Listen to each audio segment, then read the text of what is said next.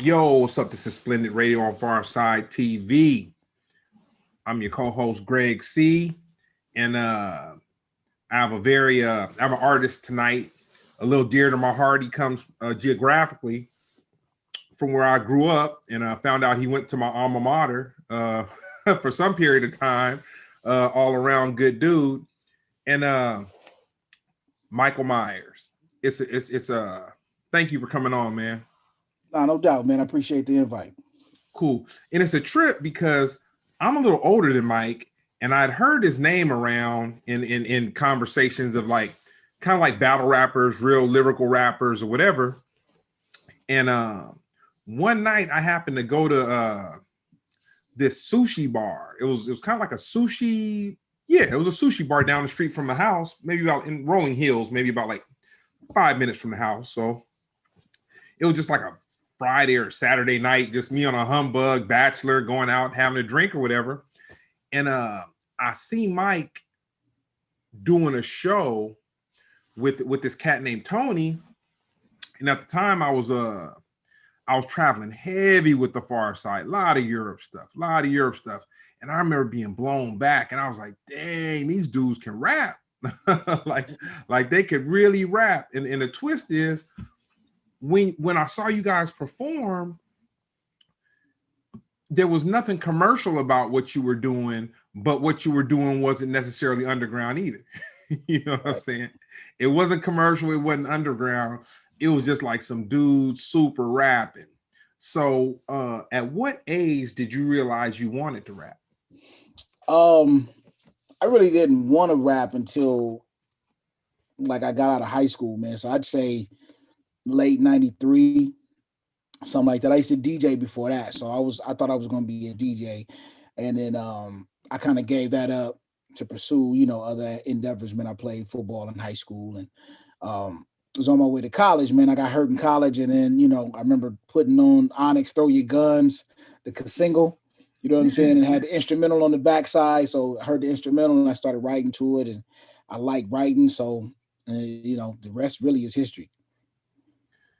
In junior high school, who was the hardest rapper group out?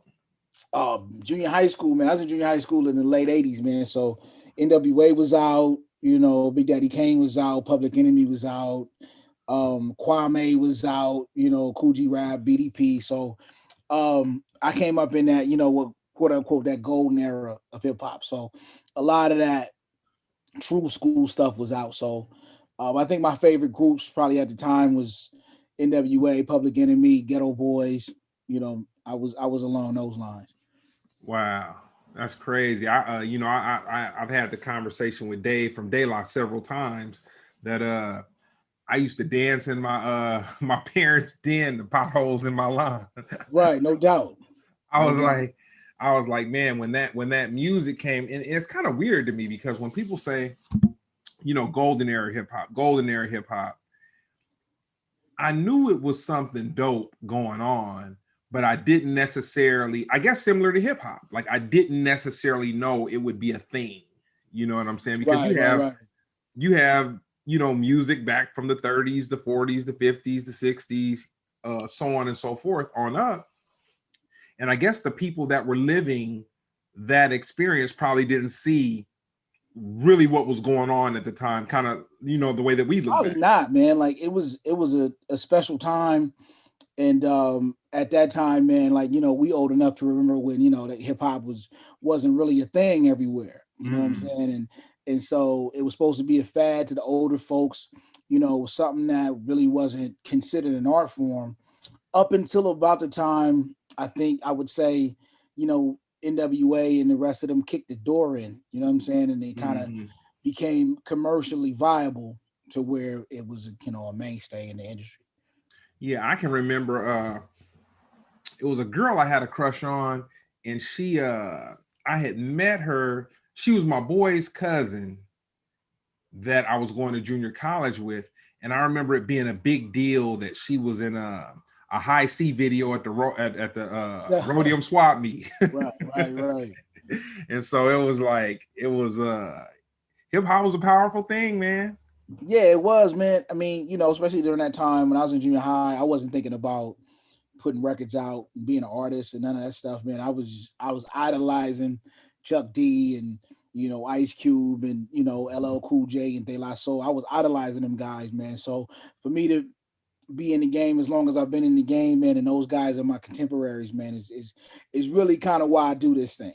You know what I'm saying? Not so much of the accolades and the record sale, just to be respected by those who I grew up listening to. So tell me this. You from Carson, California. Yes, sir. Carson is a very interesting place to me. My cousin Terrence is from DA. He's on the side Quasi's on, and I'd go to Carson, and it was crazy because it was this crazy hybrid of gangsterism and really cool people. Right. You know what I'm saying? Yeah, I mean, Carson was the original suburb from LA, so it was what Riverside and Moreno Valley was, later on in the 90s. It was the suburb of the 80s or late 70s. And Okay. you got a good mix of people, man. You got a good Polynesian mix, you got a lot of Samoans, you got a lot of Filipinos, you got a lot of Hispanics. And yeah, you got your blacks from LA, Compton, Long Beach. They all kind of migrated to that side of town, so you get a really good diverse mix of people. You know what I'm saying? So what Carson is probably most known for is athletics. You know what I'm saying? You got Carson High, Banning High. They were the powerhouses of the 80s and 90s, and I was lucky enough to live in that era. You know what I'm saying? But also we had a burgeoning rap scene. You know what I'm saying? You had, guys like myself and my man Cat Eyes and Spade. You had the people from DA. I'm from the south. I'm from the east side, Cabbage Patch, over there by, Dolphin Park. Yeah. You know what I'm saying? You had people over there on the Catskill side, which is over by Carson High. So you had a good mix of people, man. We had a good little scene. And, of course, Razzcast is from Carson. And so is Bishop Lamont and Ab Soul and some of those, man. So you had a real diverse burgeoning scene back in those days. Real quick. At what point were you familiar with Ab Soul?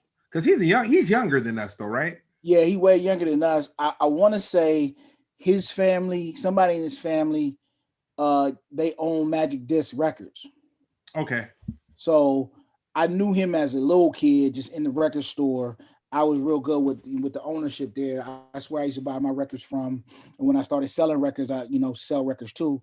So I know he's from that Anderson family that's over there that used to own Magic Disc. So he been in the mix for a while. I didn't know he rapped until he got older though. Yeah, shout out to Carson, man. I went to summer school at Curtis for a hot 2 weeks. And I frequented the Shakey's over there up off of maybe Delamo and Avalon, Yeah, right there, Delamo and Avalon, still there too. Yeah, and I hit the Carson Family Fish Market about once a month, man. You know what I'm saying? I give it up. You gotta go get your right, get the fish right. So that's the spot to go to. Yeah. So you're in Carson, you're growing up. To be in Carson, you like NWA, you feeling Public Enemy and all that going on. When you established yourself as a rapper, what would you call? Would you a battle rapper, or just very lyrical with what you do, or just the battling came with the lyricalness? Or in the beginning, man, like I said, I wanted to be Chuck D. So my original rap name was Black Pride. And so I wanted to make Fight the Power kind of records, you know what I'm saying? And I want to do that, Welcome to the Terror Dome type stuff. But it wasn't until I kind of got into the scene and where the scene was really cutthroat at the time. So you had like The Good Life, right? So you had that thing, and then Project Blow came later. But you had all these different spots, Water the Bush, and Joshua's and all those old spots where you get in the cypher, man. Yeah, you're right. You get in the cypher and you got to know how to, get your thing on. So no matter what you was rapping about when you was trying to make demos and records, you had to hold your own when it came to, being in that cypher. So I came from that. So I cut my teeth in that. So some of my elders, man, like your AC Alones and your Born Allahs and Mike and Nines, you had to even be in the room with them, you had to know how to cut you know how to cut somebody lyrically. So that's kind of where I got my stripes from. Yeah, I can remember hearing I want to say, was the album The Seventh Seal, or that was just a song on the album? I'm not sure. Okay. I remember hearing Freestyle Fellowship's first album, or it was an EP, and then their second album. And I can just remember that before they got the deal with Fourth and Broadway, one of their albums just sounded like super, just kind of, the quality of it was kind of like on some grimy stuff, but it wasn't like it wasn't like whack, but it was like it wasn't like a mastered or a well mastered album. And I just remembered that album in the state it was in, fools still bumped it and cranked it up, like turned it up loud, even with the sonic stuff going on in it. Those dudes were so talented, like none of that even mattered, man. It was just kind of like, dang. Yeah, they was definitely ahead of their time, man, and definitely trendsetters, man. Like I said, I was fortunate enough to be one of the younger dudes coming up, and I hit the tail end of that era. You know what I'm saying? So, my era is, from the exhibits and Dilated Peoples, and that's a step from the Freestyle Fellowships and the Pharcydes and the 783s and the people before that, you know what I'm saying, and and the whole rhyme syndicate what Ice-T had going on. So I'm a son of them. Okay, that now it's making a lot of sense. So the first time you heard Sucker MC by Run DMC, how did that impact you? A few years ago, a friend of mine asked me, I knew at that point rap was still a fad to most. I knew at that point it was here to stay. When I seen them dudes with the sweatsuits, man, and the fat laces and the the shell toes, like it was ushering a new era of rap, because rap was still had a little disco in it. You know what I'm saying? Dudes still had costumes, and things like that when they performed. So, when I heard Run and DMC do their thing, man, and Jam Master Jay on the cuts, that's what I thought hip hop was. I thought hip hop was two MCs and a DJ. You know what I'm saying? And I thought that's what it was supposed to be. You know what I'm saying? Because that's what a party was. You know what I mean? It was, you had a DJ, bumping the music, and you had two MCs either going at it or trying to get the party live. So that was it on wax. So Sucker MCs was a battle on wax for me. I had an interesting conversation early Sunday morning. I went fishing in Santa Barbara, and just by chance, my homeboy lives in DA, but and he came and picked me up and we went. But he lived in LA around the corner from Washington. That's like where he grew up, and we were having this conversation. And he's a teacher. And he's when he was younger, he's a wild dude, you know what I'm saying? He lived his life. He was everything from Jimi Hendrix to rap to just whatever. And it was a trip because he's a math teacher now. And he was breaking it down, and he's like, man, these young kids, they just idolize social media, and he's going on and on and on. And then I had to tell him nah, man, we just older, man. You can't look at it like that. Like, right. And what reminded me to bring that up was you saying, Run DMC, fashion, this, that, and the third. And, people that are a little older look at these new rappers, and we're just like, oh man, they sag their pants just way too hard, and the skinny jeans is way too skinny. And when they perform, they have like two vocal tracks going, and they're singing the words when they want to over the vocal tracks. But this is the thing, we just in a new time, man. That's just what it, but not to take away from the past, but to understand that the kids now, their expectation is, I won't say it's less, I'll just say it's different. Yeah, it's evolution, man. It's you think of the people who, the Kool Herc said that was doing hip hop in 73 wasn't what hip hop was in 79, which wasn't what hip hop was in 83, which wasn't what hip hop was in 93. You know what I'm saying? So now you read the old elder statesmen now. So these kids, this is their interpretation of what they feel music is or popular music is. You know what I'm saying? And, and a little bit of the androgynous era, the 80s kind of crept back in. And, it is what it is, to each his own.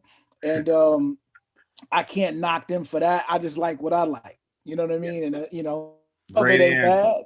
bad. Some of it ain't bad at all, to be honest. You know, we did the Pharcyde did a couple shows up in Seattle, Portland, Seattle, Portland area, whatever. And it was interesting because whenever we get the rental car, we usually just turn to whatever the popular station is in the city and just kind of listen to that. And then we go into individual who wants to listen to what. Right. And this was, man, about 2 years ago. Well, yeah, because it was the time before the last time we went to Portland. So yeah, about 2 years ago, two years, maybe three. But I found myself a fan of Post Malone, man, and I No, was I dig like, it. I dig it, man. Like I dig Post Malone. Like you know, I wouldn't necessarily consider him rap, but the stuff that he does, I dig. this the thing. I've seen him like in interviews and just social media clip, TMZ, just whatever. And so when I heard the song, I didn't know it was him. So I wasn't, because the visual that I have of Post Malone is a dude stepping off a private jet, looked like he partied for like 5 days straight, and Right. he's going to the studio or some award show or doing something, and that's what I had in my mind. But when I heard the popular station and it was like song after song after song, and I'm like, Right. man, there is something, there is something to it. And then I had to say something Brown would always mention when it comes to artists and people when they say, I would never do this and I would never do that. Well, man, I don't know how old Post Malone is, but if you're whatever his age is and you're hopping on and off of private jets and have studio sessions booked, and you can really book out like 3 rooms in a studio and bounce from room to room and have different engineers, who knows how you would party? You know what I'm saying? You Right. might Yeah. just I mean, like what I learned, man, in my time in the industry, man, and I've been in the music industry since '94. It's you get to a point to where what is success to you, right? mm-hmm. So if somebody's paying you to do whatever you're doing, most cats will do it. You know what I'm saying? Especially if it's a lot of money and um, they can't find their way in their footing in the music business. You know what I'm saying? And I'm one of them people just that never really was for me. You know what I'm saying? Like Mm-hmm. I've been in label meetings and have labels like we need you to sound like 50 Cent or whoever's hot right now at the time. You know what I'm saying? And I was like, nah, that just ain't my style. You know, and no disrespect to 50 Cent or none of these other dudes, but I don't sell drugs. Never did. You know what I'm saying? I ain't never went to jail like that. I ain't never gangbang like that. So I can't see myself selling that. You know what I mean? So, but I can't knock those who do. You know what I'm saying? Like, I'm gonna tell you something funny. I've seen guys who were cookie cut type artists on the hip hop rap side of the game as well as R&B. But the funny thing about it, I've seen guys that were cookie cut, and when I say cookie cut, I mean maybe a person didn't formally have the title of A&R, but they were like, oh, we heard of this kid that's popping on this side of town, or that kid that's popping on that side of town. And they kind of force this thing of these people together because of look and sound and whatever. And I've seen it fail. But the funny part is I've also seen people succeed in a way where they started out this cookie cutter thing that was kind of not really it, but they grew into their own. You know what I'm saying? right. No, But I mean, that's an anomaly. it can work. You know what I'm saying? But like, I think one of the big misconceptions that young artists get is that they think I can get popular and then it's on. Right? They don't realize that those who are successful been in the music business forever. You know what I'm saying? Like people don't know, like Usher and Alicia Keys, they were signed when they were children. Yeah. Nobody heard of them until they were teenagers. You know what I'm saying? But they had been on that A&R track and artist development track back when that was a thing for damn near a decade before they actually hit. You know what I'm saying? And so um, that's back when corporations would really take their time to develop an artist and get them to that point. And that's why you see a lot of sustainability with the older artists, whereas these new cats are kind of, you know, here today, gone tomorrow. You know what I'm saying? So they got to kind of get everything while the wave is hot. Because they, you know, just like Craig Mack said, they won't be around next year. So you don't know, you know what I'm saying? So they try to get it while, you know, strike while the iron is hot. So where'd you go to high school? So I went to Carson High for 10th grade and 11th grade. And then second semester, 11th grade, I transferred to Narbonne High School, home of the Gauchos. And that's where I graduated from. I'm going to tell you my personal gripe with that. Not you, but man, they turned the Gaucho into a Raider, our mascot. They saw that. That kind of hurt my heart, man. I saw that. I you know, when I think of Gaucho, I think of the hat with the little balls hanging from the hat and the little thing that the Gaucho would throw to the lasso and whatnot. Yeah. Yeah, and then somebody got a hold of it, man. What happens when you win, bro? They put a Raider. They tried to turn them into the Raiders, man. They had a mask. Man, they forget where they came from. That old nacho cheese yellow pants we used to wear, bro. I ain't forgot the, you know, honeycomb jerseys we had when I was there.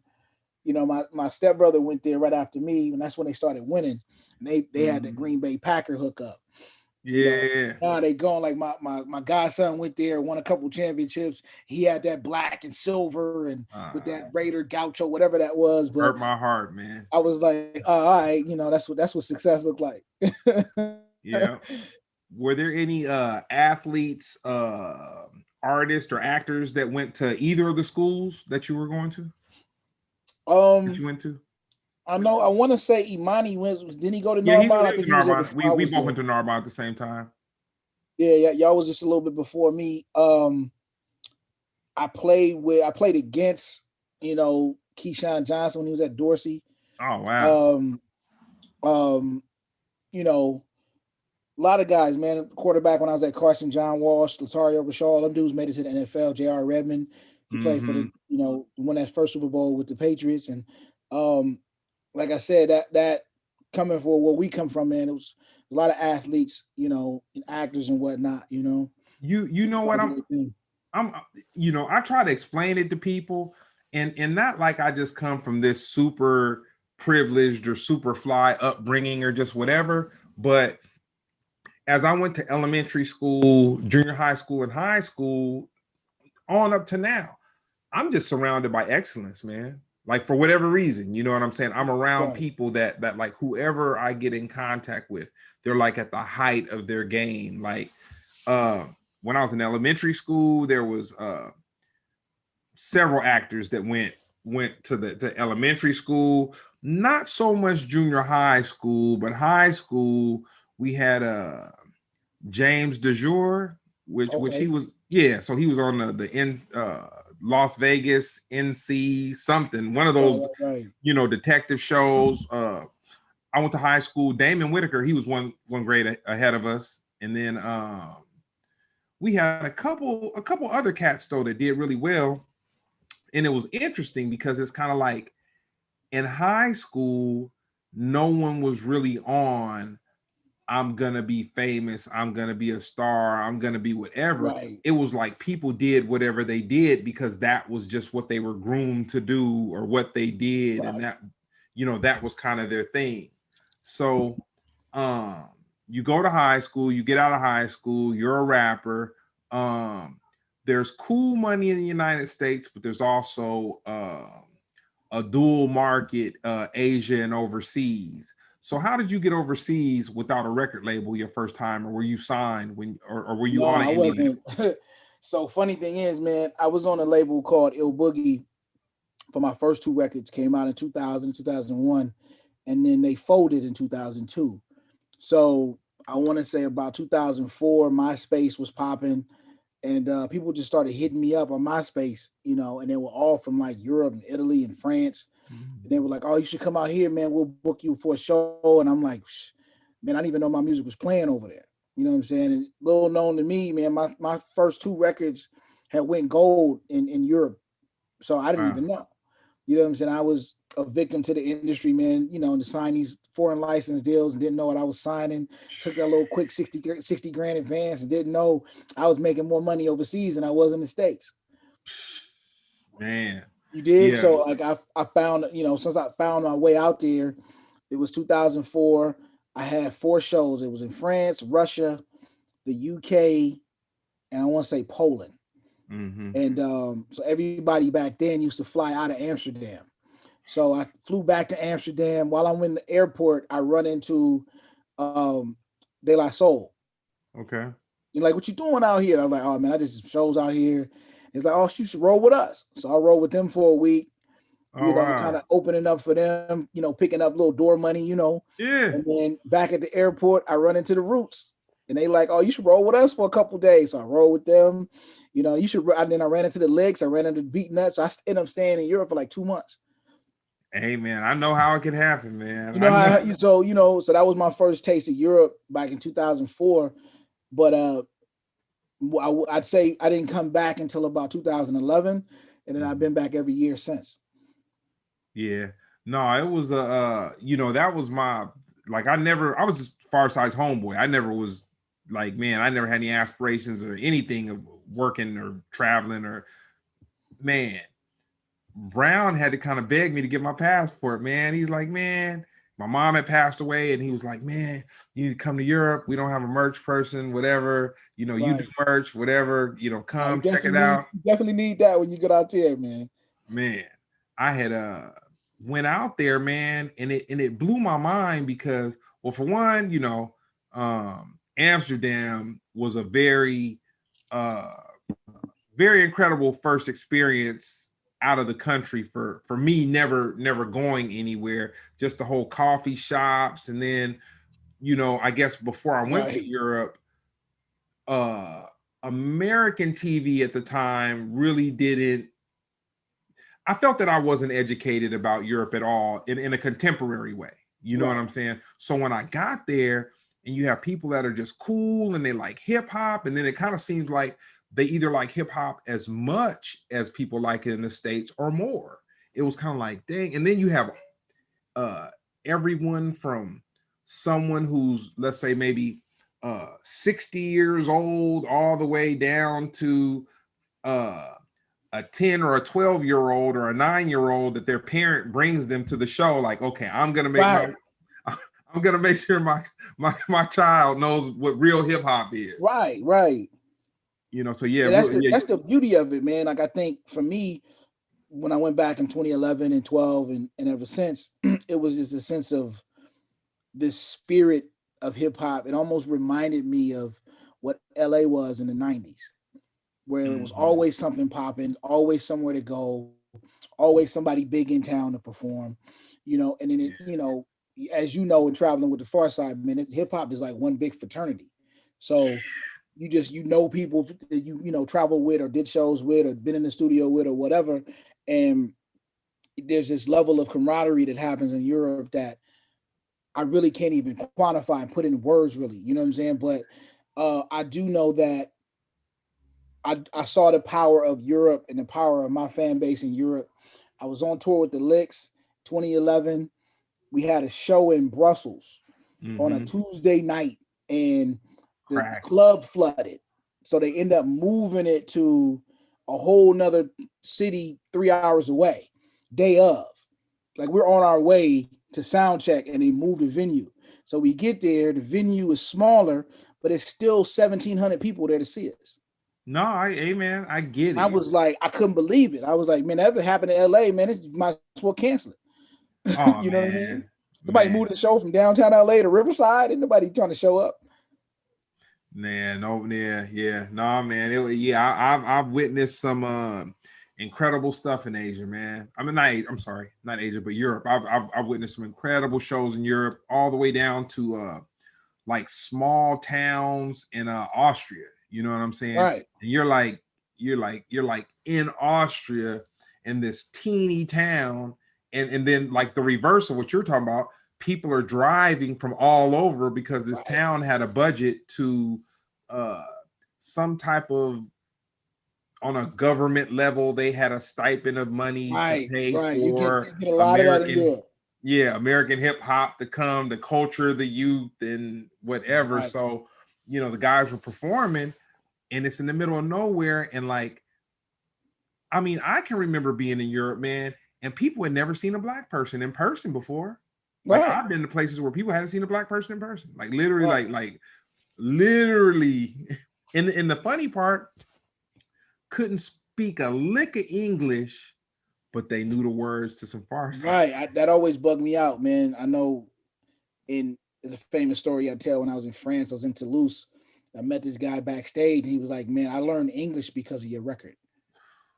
Like, I didn't know what you were saying, but the sound of your voice sounded so aggressive. I wanted to know what you were saying, so I learned English because of your record." And I was like, "Whoa!" And then what I noticed too is that a lot of the fans that I have out there, and a lot of the DJs and club promoters that I deal with, are younger than I am. So I came up in a time where they were just first discovering hip hop, that early 2000, that Rockets Records era, that Sound Bombing 2, that Dilated People's Loop Pack era. I came in that era. I came in that wave. So for me, for them, I'm a big deal. You know what I'm saying? Because I came in that era where they first learned about hip hop. You know what I'm saying? And so I'm very proud to be a part of that class. I'm gonna spin it back real quick. Tell me this: did you ever go to any of the Unities? Man, I went to probably every Unity. I think I performed at about 5 or 6 of them, but I was Yeah, always at Unity for sure. man. It's crazy. I talk to people and I try to tell them like my experience in the hip hop, maybe music scene going on between, let's say, 91 to 96. And it kind of makes me feel crazy to even tell people, because they wouldn't even believe, you know what I'm saying? Like Right. or not maybe they would believe that's not the right emotion. It was just so massive. Like, I can remember this club that I DJ'd at with DJ Daz and rest in peace Skate Master Tate, Guadalinda's. And Wow. I can remember a night where, okay, first of all, they might have had like a little baby stage, but when people came through and they rocked the mic, they didn't rock the mic on the stage. They just came to the DJ booth. Right. I can remember Queen Latifah, Ice-T, Everlast. Right. Like, in one night though, all Right. on the mic, freestyling, passing the mic around. Like, you don't Right. you don't have that now, man. I mean, but Yeah, I remember meeting Fife, Q-Tip at Glam Slam. Oh wow. Right. And they opened up for, damn, I can't even remember who they opened up for. But Young MC had performed that night. This young group called the At Bang Clan performed that night, which we now know as Black Eyed Peas. Yeah. And I remember sitting backstage talking to Fife and Q-Tip. And I just started rapping, bro. This was 93. So I think Low End just came out. Mm-hmm. So, it was like, I'm in the room with some cats that I saw their video and became super duper fans of. You know what I mean? For like, so that's what I think, that's what you miss. These younger kids miss, is that level of camaraderie and even naivete to a certain extent. Like, I came up in the Wake Up Show era, man. So I got a chance to meet Biggie, got a chance to meet Eazy-E, you know what I'm saying? All because of the Wake Up Show. So to be in the same room with Cool G Rap and KRS-One, not a lot of people can say that. You know what? I also think that social media plays a big part on taking the mystique away.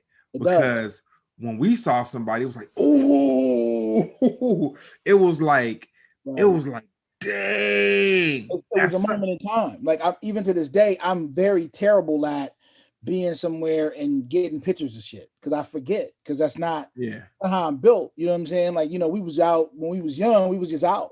You know what I'm saying? Nobody walking around with cameras, like, cell phones wasn't a thing then. So, I always forget when I'm out and supposed to take pictures with so-and-so.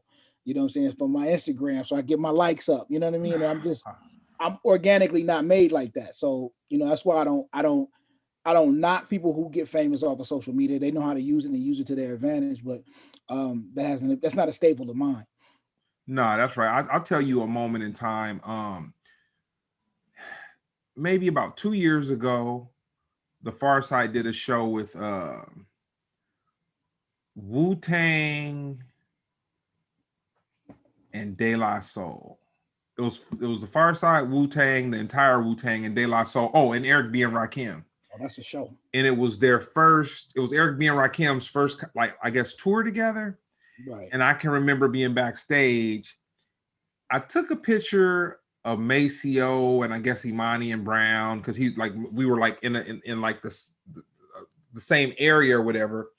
But I remember seeing Rakim right there, and I remember seeing the Jizza and the RZA and you know, and I felt it would be sacrilegious to take a picture, man. I really felt like, man, this moment in time is so powerful. I felt like, me personally, like, I know Maceo. So me taking a picture of him talking to Brown and Imani or whatever, and me taking a picture of Paz and Brown, that was like, I know them. Like I've Right. I've traveled with these dudes. So you've like been I around the know world with them, so it's not the same as me running up on hip hop royalty. You know what I'm saying? Me running up on royalty and being like, yo, let me snap the picture. I can remember. Nah, I can't. I'm not.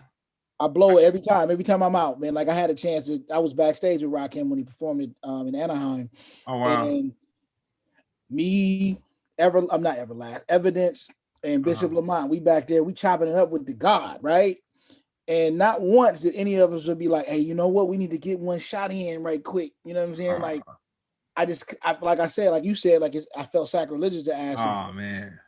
You know what I mean? Like, I had a chance to host the Kings of the Mic tour, and that was Public Enemy, De La Soul, Ice Cube, and LL Cool J. And I'm in the green room with these dudes that I idolized as a child.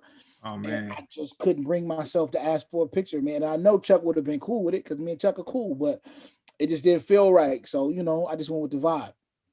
No, that's right. Describe your style in 4 words. I'd have to say raw, real, consistent, and moody. Man, I make mood music. You know what I'm saying? So my newer stuff, the stuff I just dropped this year, a lot of it was in the midst of when COVID first hit and the social justice stuff was going on. So what I was feeling at the time came out as my manifestation of hip hop. So I'd say moody, consistent, real, and raw. How important do you think Instagram is for an independent artist right now? It depends on how you use it. You know what I mean? I've seen people be really successful from it. You know what I'm saying? I've seen people do too much to try to be successful from it and fail. It's all in how you kind of data mine the info and how you can quantify it and make it work for you. I know my fan base is a lot older, so I don't particularly use it as a roadmap to my success. It's more of a format that I use to be able to launch stuff. But I don't. But I mean, people have, don't quote me. There's people that's making millions of dollars off of Instagram. So yeah, no, I get it. So when you use Instagram, it has a way of like monitoring through your own like data and analytics, the things that you're interested in or whatever. And so I had a friend of mine, he looked at my page, the part where you're not looking at posts coming up or whatever, but it's just a bunch of stuff based off like what your interests are. And he was like, man, all you got are dogs and food, man. You're using it the wrong way. I said, I'm using it right. I said, I'm using it the right way. Right. That's all I care about, right? You know what I'm saying? So, like, and for me, it varies, you know what I'm saying? Because, like, just think 3 years ago, everybody really wasn't messing with Instagram like that. Facebook was the wave. And then, Instagram kind of took over, and then if you talk to young kids, I work with young kids, so that's all they talk about on Instagram. They don't give each other their cell phone numbers. They give each other, the Instagram tags or they Snapchat tag, or Clubhouse is the new wave now. So it's just too many for me to keep up. You know what I'm saying? So it's just a way for me to just be able to reach out to my fan base for those who are on Instagram like that. Your thoughts on cancel culture? I really don't. like I understand it and I get it, but then like I think some of it gets out of hand, like especially some of this recent stuff with some of these cartoon characters, man, getting canceled. Like it's a cartoon, bro. Like cancel the person who created it. Don't cancel the cartoon. But Yeah. and I can't say that I necessarily agree with all of it. You know what I'm saying? Like I think for me, because I got little kids, me taking some of these stereotypes from some of the Disney movies that I grew up on are good teaching moments for my children. Mm-hmm. You know what I'm saying? And so without that, I don't have any tools to kind of give them reference so they can understand it. So like I said, I get it. And but I mean at the end of the day, it's just a hashtag, right? You know what I'm saying? Like it's here today, gone tomorrow. Yeah, my feelings on cancel culture is kind of like,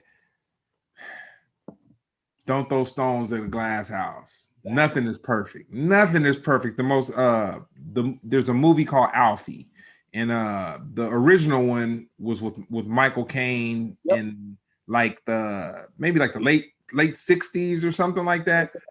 And he kicked one of the coldest lyrics I ever heard. He said, what looks beautiful when you really get close up to it? You know what I'm saying? Right. And I kind of took that like, everything's gonna have good, everything's gonna have bad. Anyone can make a mistake. Like that's the part I don't like about the cancel culture, is where a person can get caught up in a moment and they just say something that's just way out. Now, I mean, if you were judging things based off of where we were 10 years ago, there'd be a lot of folks to be canceled then. You know what I'm saying? Like I learned my lesson when I had a chance to speak at Harvard back in 06. And before I got to Harvard, they broke down, my 2-3 albums that I had out. And I used the term bitch in a way they felt was derogatory. And I wasn't even talking about a female. I've never used that word in music in reference to a woman. Mm-hmm. I've always used that in reference to some type of dude being soft, right? You know what I'm saying? And even using homosexual derogatory slang words, which was a thing 10 years ago. I wouldn't say them now. I know better now. Yeah. But back then I didn't. You know what I'm saying? But things have evolved to where we are now. So for anybody to judge me based off of who I was 10, 20 years ago, that shame on them. You know what I'm saying? I've evolved into a better man since then. So like I said, I get it, but then at the same time, I think a lot of it is a little forced. I'll say this. If there's been a pattern, then I can feel some reprimanding and whatnot and all that kind of stuff. But if it hasn't been a pattern and somebody's just a little intoxicated or loose with the tongue or just caught up in whatever, then it's more like I feel they need to be chastised. Exactly. So tell me this: you are educated and have a real job, a real career. Yes, sir. How did you balance your education leading into your career with hip hop? And it's funny because through social media, I got to see the level of your education as well as your occupation, and it was a trip because it didn't hit me until today. And I was thinking about it, and I was like, I always knew you're a smart guy, but I'm like, man, he kind of reminds me of some of these Hyro guys, man. That they maintain, like Tajay, he maintained a bachelor's degree and a degree in architecture while he did hip hop. And it was like, okay, when he was on the road, he really wasn't hanging out. He was in the books, and he was on the road when he had to be on the road. So how did you find that balance to get to the point of where you could like have a career and do hip hop for fun, but at the same time be very serious about it? I think I started rapping 93, 94, seriously 94, 95.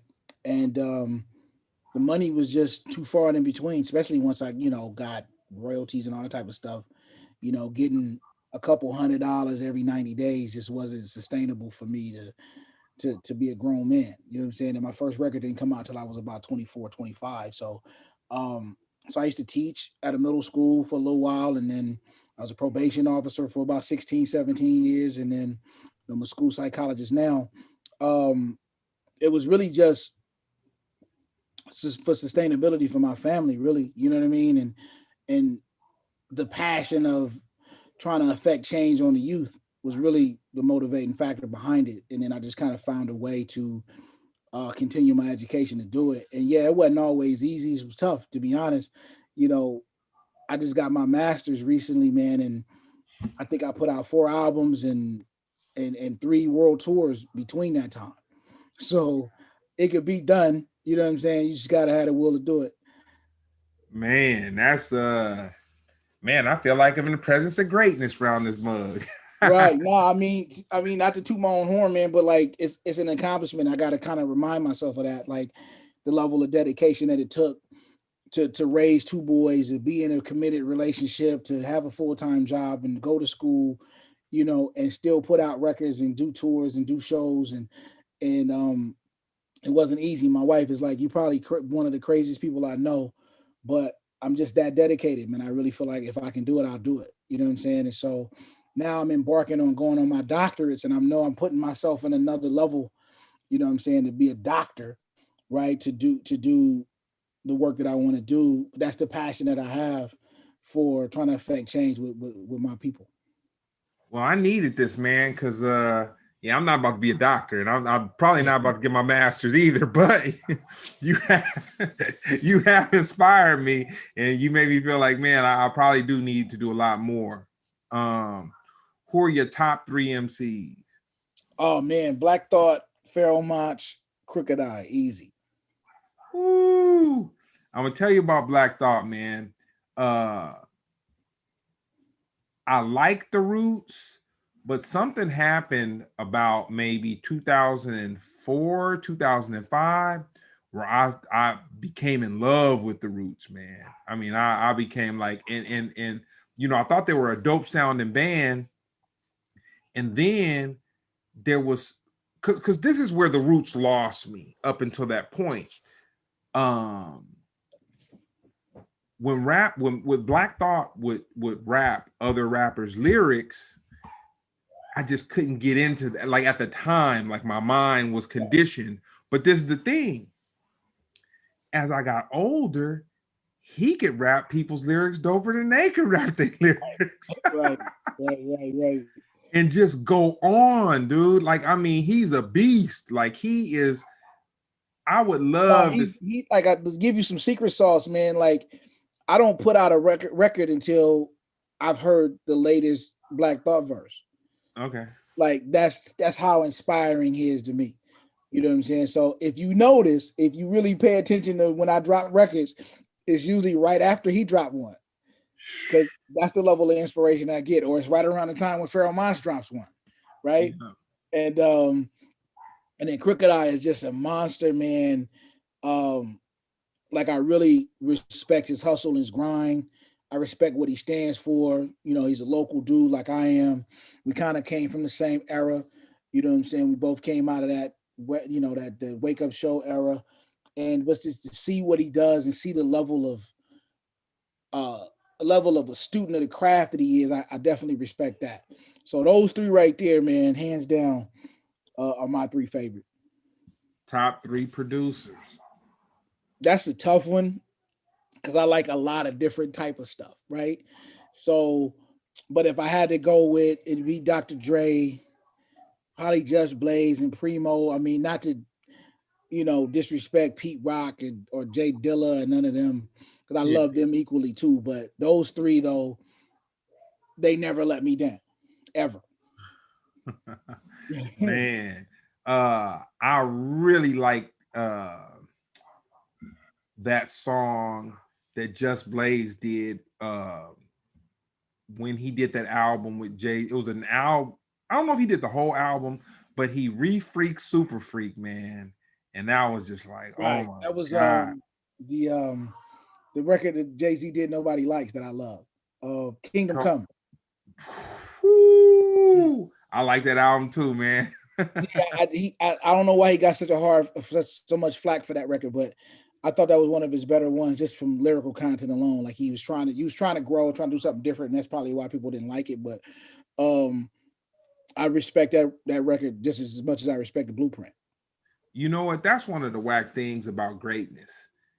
It's like the pressure that people put on you, and it's not that you do. Say, for instance, you have one work that people say is great. Then you have another work that is great, but because it's not like the one that people felt was great, it's like they just, they did.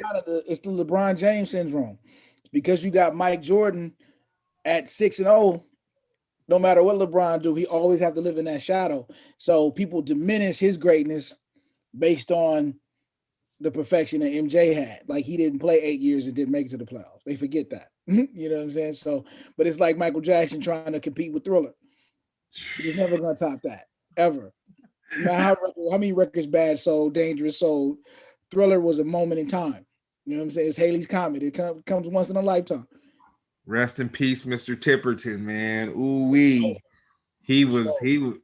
I saw. Man. You don't get a lot of credit. Man, Brown put me on to him and had me listen. I was listening to him talk about the recording sessions with Quincy Jones and how they brought him in to kind of save a project. I don't know if Rod Temperton started out with the project, but at some point he came in and he kind of like, there was a different life that was brought to it. But when he passed away, I was fortunate enough that Yamin, Questlove's homeboy, had me come to a like a tribute show that where Quest spun his like all the heat wave stuff and all that kind of music. And I just remember that night just listening to hit after hit after hit after hit. And I was like, man, how can one man be so responsible for so much music, but a lot of people don't know who he is? A lot of people, you can say his name right now to 100 people. I guarantee you maybe 6 probably know who he is. They'll be like, who? Who? Rod who? Like, so your dream collaboration. Producer and MC. It's something it's been talked about. It'll probably happen, hopefully sooner than later. But I always wanted to do a song with MOP and Freddie Fox on a primo track. I think that would be something for the ages. But as far as producer, I would have loved, man, to have really kind of been in a room and talk about constructing a record with Jay Dilla or even Dr. Dre for that matter. Sit in the room like, look, man, this is what I want. This is my concept. What do you see? And that whole how people make records, I think is a lost art at this point in time. Like, people don't really sit down and make records anymore. I was one of those kids, man. I would get an album, open up the insert. I want to see the liner notes. I want to know what studio they recorded it at. I want to know who played the strings on this. Like, I was that kid. So I think it's a lost art with our art form. Dang, that's something. That's something. And it's interesting. I've never been around Dre, but I was around Dilla, and he was another very talented guy, man. And not like he wasn't, well, JD. JD was before Dilla. JD was this kind of shy, technology nerd a little bit. I met him around the time he was dealing with the Pharcyde. Yeah. That's when I first met him. Just a cool dude. He wasn't, but as he grew, then that was where everything happened. But you know what? It made a lot of sense, me seeing some history about Detroit and the competition that was going on in Detroit. And I guess meeting Dilla was just kind of like, I don't know if it was a fantasy or if I just, at that time, I had no knowledge of anywhere other than LA. But that kind of stuff was going on in LA, where you had a bunch of, like, if you were a rapper, you got a bunch of rappers. Some are hating on other rappers. It's not just because you're talented, you're just going to have an easy pathway to get where you're trying to go. There's other people, other forces, people feeling that they're more talented and just like all that kind of stuff. That's why for you to say Freddie Fox and MOP, the funny thing about that is when you said Freddie Fox and MOP,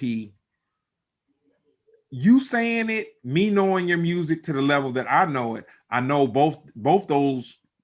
I know Freddie Fox and MOP respect you on the pen, and I was like, yeah, I can see that happening. You know what I'm saying? Yeah, I mean, we've talked about it, man. I've talked to Fame about it. I recently talked to Freddie about it. And it's just it'll happen sooner than later. It's just we're from another different time era, man. So it got to be organically right. Everything kind of got to line up. I don't want to force it just because I know I can do it. You know what I'm saying? I want it to be right. I want the beat to be perfect. You know what I'm saying? So it'll happen when it's supposed to happen. It'll happen in divine time. What's the best advice you've ever been given? Russell Simmons, man. I sat down with him and I was like trying to get a deal, and he was like, I don't sign smart niggas, man. I don't. You know, I know you'll read the contract before you give it to the attorney, but he was like, as smart as you are and as talented as you are, you don't need me. You could be me. So make your own lane and do that. And I use that analogy in everything that I do. Yeah, I've had one conversation with Russell, and I'll say he is a real dude like that. Like it'll be Yeah, it was the realest. Like I left the meeting feeling real bad. Like, man, he was a jerk. You know what I'm saying? Until like it really sank in what he said, and how then candid he was. And he was, and I had to be fortunate that he was that candid to somebody that I didn't. He knew who I was. He knew me from the Freddie Fox record that I did. So it wasn't like, yeah, he took the meeting because he knew who I was, and he took the meeting knowing that he can give me that advice, and I would take it and run with it. Wow. So we've just come up on a year since the COVID lockdown, all that kind of stuff. Where were you at last year when you found out that we would have to lock down due to a pandemic?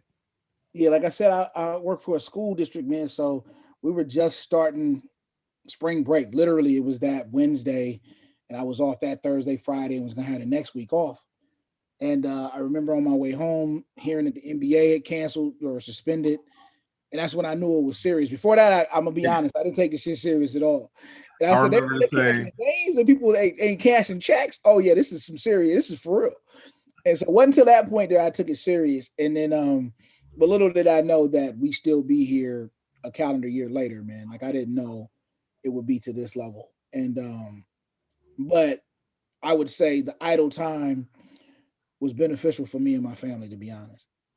Oh man, it was soul food. You know, I hate that so many people lost their lives. I hate that people got sick. You know, the ones that didn't lose their lives, they got sick, and they just, you know, had these debilitating things happen. But for me, it taught me a lot about what I can live without, you know, and how I was, you know, living in the excess, you know, just excess and excess to the point where when I go into my spare room, I probably got toilet paper that'll last me up until about August. Still, you know what I'm saying? Right. Still, you know what I'm saying? And it's crazy because it's like, okay, no one's ever gone through this, and no one in our lifetime has ever gone through this. And it was like, okay, you know, the food supply might end, you know, everything, you know, and everybody's buying toilet paper, man.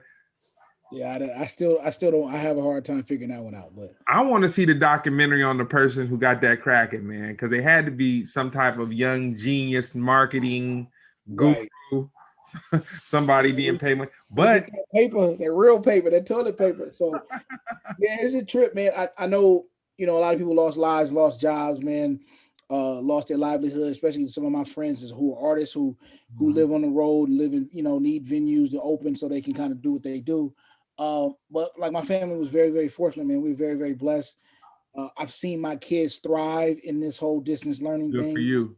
You know, because of not having to pay daycare every day for, so I was able to save some money or whatever. And like I said, I, you know, was able to continue school online, man, and get my degree, get my master's. And I wrote a book. I wrote a song book, man, based off one of my albums. I started a t-shirt company. Just like I said, idle time can either be the devil's workshop, man, or it can be, you know, Santa's factory. So for me, I was trying to think of ways to stay active and stay focused and still kind of do some good with, you know, my art form. And so doing that was one of it. Like I said, I wrote 46 songs and putting out 10 songs a piece in 4 different chapters for my latest album called Mykill. And so I made good use of my time. You know, went got the studio equipment I needed from the Guitar Center and kind of made it go to work. So last question. Where do you see social interaction going in the next 2 years? Yeah, that's a real complex question. For me, I see there'll be a wave of people just wanting to get together just because we've been isolated for so long, but that'll die out sooner than later. And then what? So what's the next wave, right? Is it Clubhouse? Is it another social media platform? You know, what is it? Is it Zoom? What is it? You know what I'm saying? So I really don't know. But I'm ready and down for whatever though. You know, last thing, when I was riding with my buddy up to Santa Barbara, we were talking about how he and we used to go to clubs back in the day. So that was when guys would dance with girls at the clubs, and then you'd have to talk to a girl, and it wasn't about, you know, yo, check out my Instagram profile, and then they can see if you know such and such, and if you have a blue check or whatever. Right. And it's crazy because one of the things that my boy, who's a teacher, he was kind of like, man, you know, I kind of feel sorry for these kids because he teaches junior high. Mm-hmm. And he said, you know, they have no sense of social interaction At all. You know what I'm saying? Like none, like they don't know how. And like I've told people, like, man, before the Pharcyde was rappers, we used to go to different cities, to different clubs, new girls, crews of girls in different cities, different clubs. Like it wasn't because they became a group that socially they knew how to talk to girls or whatever, or just whatever. It's like we just come from a time where people interacted with people, man. You knew how to talk to somebody. You know what I'm saying? Kids don't. That's a skill set that they don't learn. I mean, they don't know, and they don't use, and they don't even have basic social skills. You know what I'm saying? And just keep it real. Because they're a mouse click or a swipe left away from everything they want. You know what I'm saying? And so with that comes a certain level of ineptitude that they're not even aware of.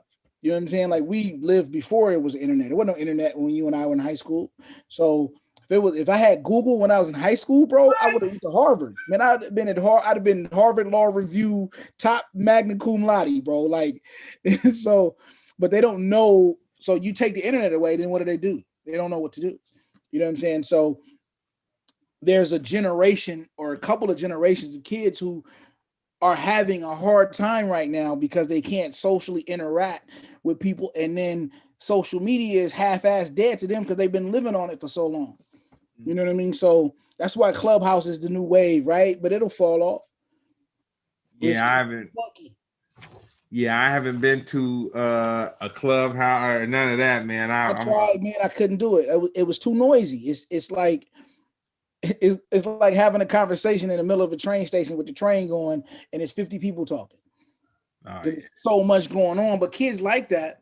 But what's the sustainability on it when you're dealing with, you know, Facebook, which owns Instagram, you know what I'm saying, and Google, which owns YouTube? That's those gigantic gargantuans you got to deal with. So good luck to the people with Clubhouse, and more, you know, enough respect to them for coming up with a platform that they think is working, and people are waving on it.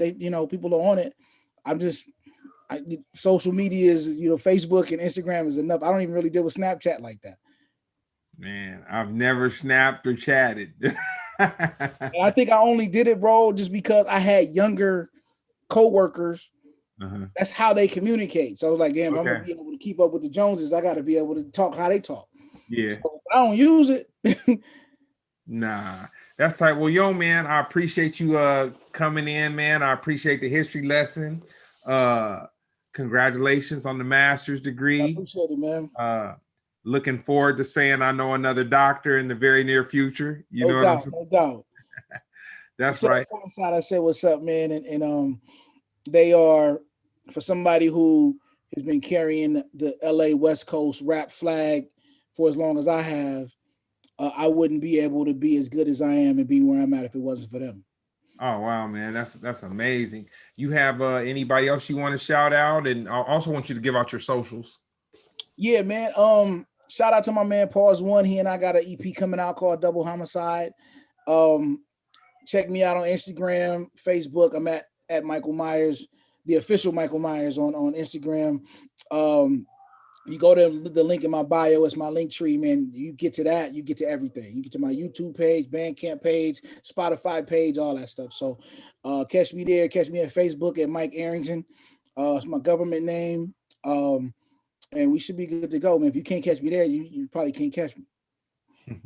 All good. Well, no, man, you stay safe out there, and I'll be tapping in with you the next couple of days, talk to you about something all different. No doubt, man. You stay safe, bro. I'll holler at you.